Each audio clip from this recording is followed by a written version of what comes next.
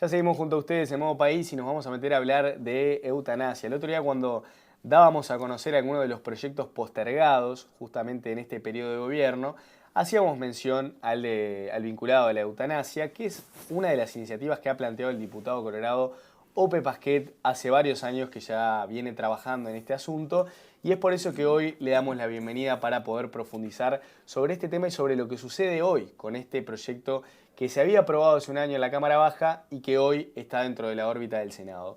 Ope, ¿cómo le va? Bienvenido. Buen día, les agradezco la invitación, es un gusto para mí estar acá. Bueno, ¿qué podemos desarrollar sobre este proyecto postergado? ¿Por qué usted cree que después de un año, justamente que se había aprobado en la Cámara Baja, llevó todo ese periodo para poder ser tratado dentro del Senado? ¿Cuál es el motivo y por qué se ha demorado tanto justamente en dar un tratamiento a este tema? Bueno, la Comisión de Salud del Senado tiene varios asuntos a estudio. En marzo de este año hizo un plan de trabajo y en ese plan de trabajo puso primero un proyecto de ley relativo a la situación de adictos para los que se proponía la internación compulsiva. Era el proyecto que se conocía como Proyecto Madres del Cerro, porque era reclamado por ese colectivo. Sí. Después venía el proyecto sobre cuidados paliativos que había sido aprobado en diputados en diciembre del 2021 y no había tenido tratamiento. Y en tercer lugar, el proyecto sobre eutanasia. Los dos primeros proyectos fueron tratados y resueltos por la Comisión del Senado, pero en el mes de julio de este año decidieron anteponer otros dos proyectos al de eutanasia, es decir, tratar antes otros dos proyectos que no estaban hasta ese momento en el plan de trabajo. Uno que venía del Poder Ejecutivo, impulsado por el MIDES, referido a la situación a la internación de personas en situación de calle en ciertas circunstancias. Y otro referido a la pirotecnia, es decir, a los fuegos artificiales, estos que se detonan normalmente en las fiestas de fin de año, etc. Y entonces pusieron eso adelante del proyecto de eutanasia, y eso fue lo que generó la preocupación del Comité Ejecutivo Nacional del Partido Colorado, que emitió una declaración pidiendo al Senado que trate el tema. Cada uno votará según su leal saber y entender. Nosotros no pretendemos imponerle un lineamiento de conducta a nadie. Respetamos, por supuesto, la libertad de los senadores. Este no es un tema para la disciplina partidaria, es un tema, digamos, filosófico, de conciencia, donde pensamos que cada cual tiene que votar según su leal saber y entender. Pero lo que sí pedimos es que se trate y que se vote, porque es demasiado importante, demasiado sensible esto, como para que quede allí en el limbo de los proyectos que no se tratan. Está claro, sí, sí. Usted decía recién esto de la convicción filosófica que tiene que tener cada uno y está claro que esto excede los lineamientos de cada partido, como bien decía. Ahora, ¿usted es optimista para que esto se pueda aprobar, así como ya en la Cámara Baja vimos que hubo un apoyo? ¿Cree que en el Senado puede pasar lo mismo o más o menos tanteó y el escenario es más complejo? No, bueno, yo creo que hay una oportunidad de que esto efectivamente se sancione y sea ley. He hablado con algunos senadores, no me corresponde a mí anunciar quién va a votar una cosa, quién va a votar la otra. Hay quienes sí lo han hecho ya públicamente, otros no lo han hecho aún, pero yo confío en que si esto llega al plenario del cuerpo, finalmente haya una votación que sancione el proyecto, ya sea el que votamos nosotros en diputados, ya sea algún otro con alguna modificación. Eso lo veremos, pero lo importante desde nuestro punto de vista es que esto se trate y se vote. Está bueno que recordemos justamente de qué se trata esta iniciativa, a grandes rasgos, por supuesto. Yo creo que uno de los puntos centrales es que usted establece en este proyecto justamente que promueve que se deje sin culpabilidad aquel médico que actúe de acuerdo a la ley y por supuesto con la voluntad de esa persona que esté psíquicamente apta para tomar, digamos, esta decisión de, bueno, ayudarlo a morir o simplemente darle muerte a través de, bueno, inyecciones en un momento crítico, justamente con una enfermedad bueno, que sea incurable.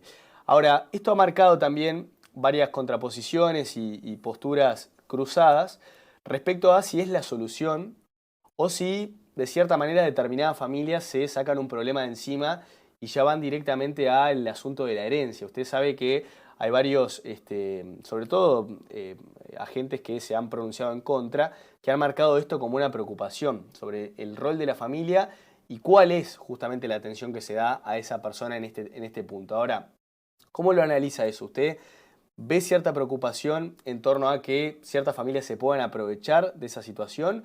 ¿O realmente usted cree que esto debe ser una decisión exclusivamente de la persona y no hay que considerar a la familia en la discusión del tema? No sé si me explico con la consulta. Sí, mire, me viene bien porque aclaro las bases del proyecto, los fundamentos mismos de este proyecto, y aprovecho para señalar esto. Yo presenté un proyecto con el apoyo de otros legisladores colorados en marzo del 2020. Sí. En diciembre del 2021 el Frente Amplio presentó otro proyecto. Y después nos reunimos, nos pusimos de acuerdo y el proyecto que se está considerando ahora es un proyecto conjunto del Partido Colorado, de varios legisladores colorados, no todos, del Frente Amplio, y inclusive de algunos legisladores del Partido Nacional que a último momento hicieron propuestas que integramos al proyecto de ley. O sea que en ese sentido es un proyecto bien plural, cuyo fundamento, cuya base es la libertad de la persona que pide la eutanasia.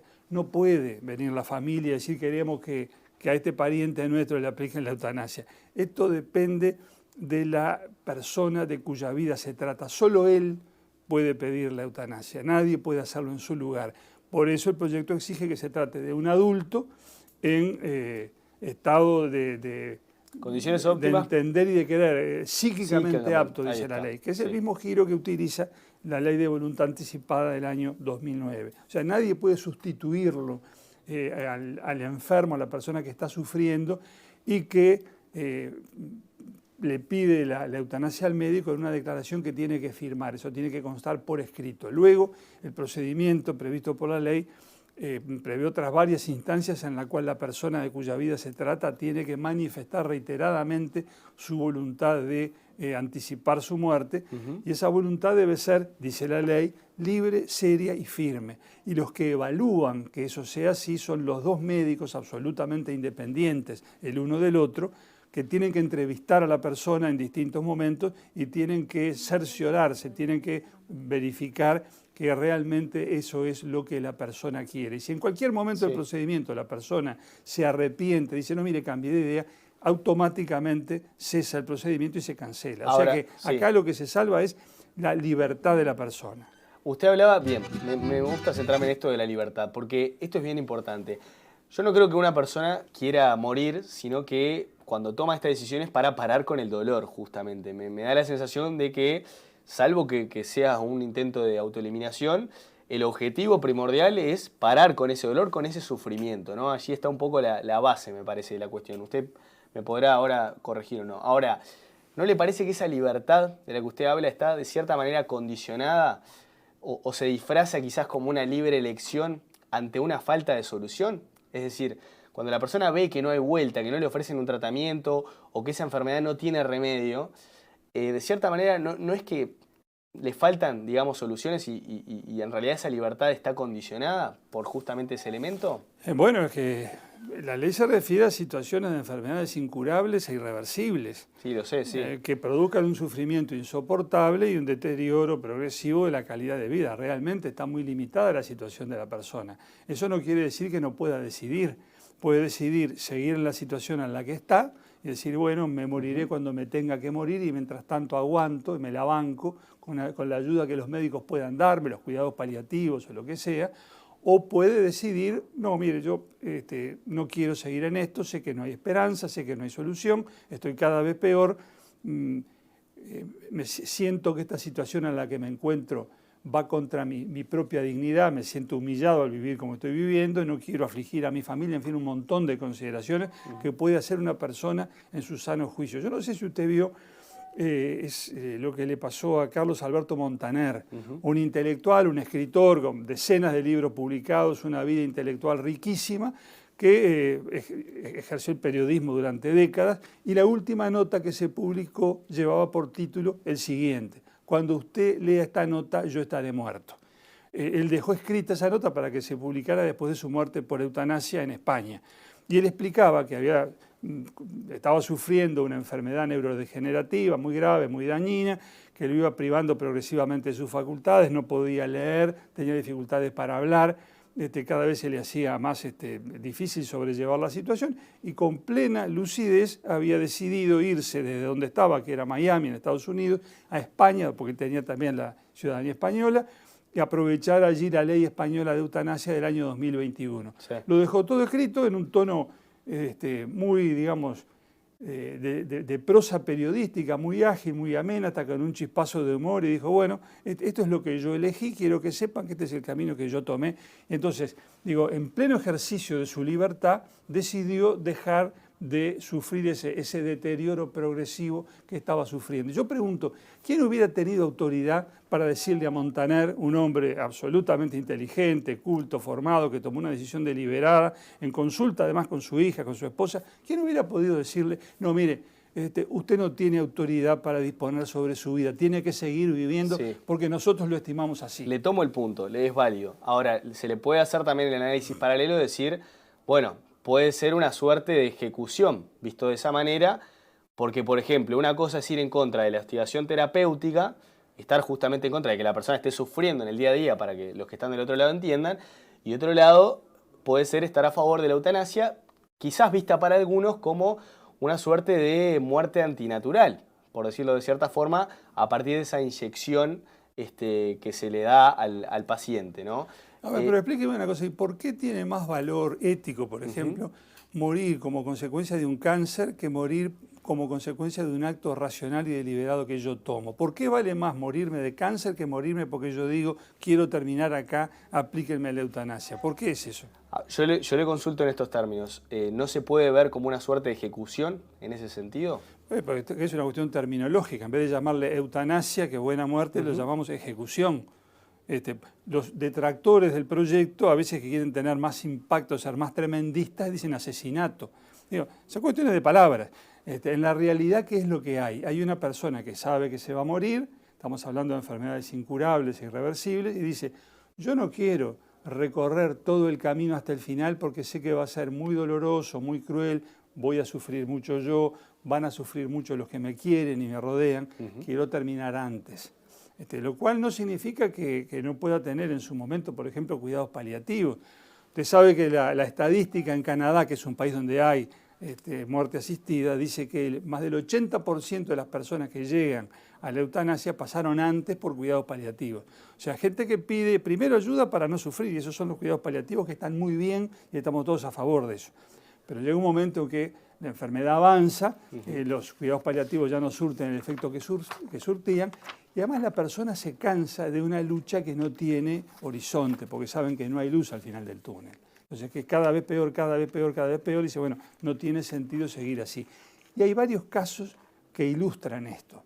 Digo, casos de personas concretas, para darle un rostro y carnadura a todo esto de lo que estamos hablando. Y uno de esos casos, porque hay varios, pero uno de estos se produjo acá en Uruguay. El señor Pablo Salgueiro padecía esclerosis lateral amiotrófica, tuvo cuidados paliativos, según su propia familia, muy buenos, 7 días a la semana, 24 horas al día, y llegó un punto en que él dijo, bueno, no quiero más, me cuesta tragar, me cuesta hablar. Reunió a su esposa y a sus hijas y les dijo, por favor, quiero terminar con esto, hablen con los médicos. Claro, lo que pasa es que ahí marca un punto clave, hablar con los médicos, implicar a una tercera persona. Perdón, quisiera terminar brevemente, digo, y habló con los médicos, los paliativistas que lo atendían, y no atendieron su pedido. Y ese hombre siguió sufriendo durante semanas, y una de sus hijas, Florencia, que es una de las impulsoras del grupo Empatía de Uruguay, que está a favor de la eutanasia, dice, yo no le deseo a nadie que sufra lo que sufrió mi padre en esa semana donde pedía que terminaran con su vida, y los médicos que lo atendían le decían que no, que en definitiva lo que vendría al final, que sería no la eutanasia, porque sigue estando prohibida en Uruguay, la sedación paliativa era una decisión que ellos, los médicos, tendrían que tomar, no mi padre. Por lo cual sufrió mucho hasta que finalmente accedieron a darle la sedación paliativa y como todos sabían que eso era la muerte, se reunieron junto a él y bueno, el hombre murió en la cama rodeado por su familia.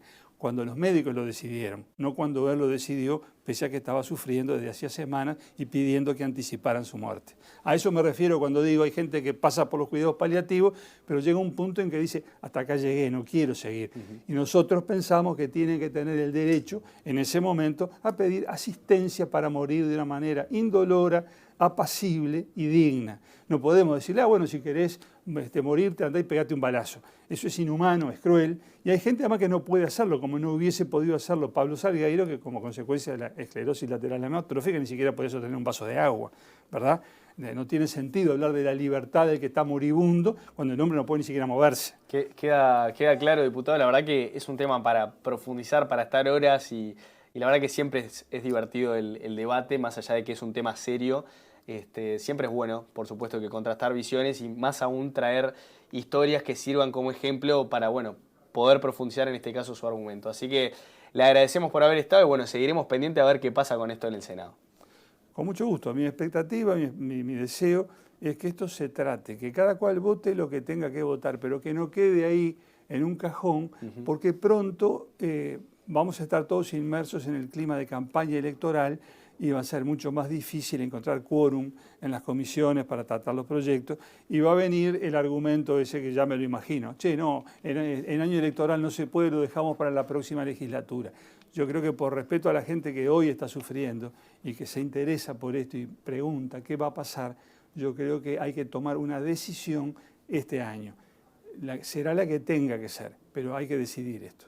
Muy bien, diputado Ope Pasquet del Partido Colorado estuvo aquí con nosotros.